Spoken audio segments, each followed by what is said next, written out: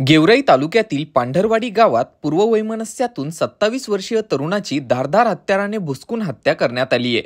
आज दुपारी 3 वाजण्याच्या सुमारास ही घटना घडली असून याबाबत अधिकची माहिती समजू शकलेली नाहीये।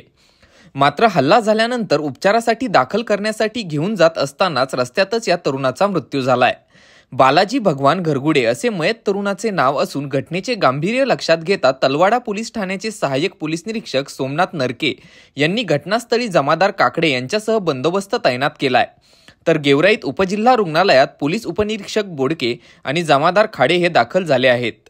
मयताच्या छातीवर आणि हातावर खोलवर वार असल्याने त्याचा मृत्यू झाला असल्याची प्राथमिक माहिती डॉक्टरांनी दिली आहे।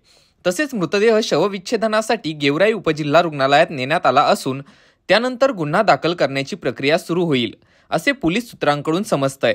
ग्लोबल न्यूज डेस्कसाठी सोमनाथ मोटेसह श्याम जाधव, गेवराई, बीड।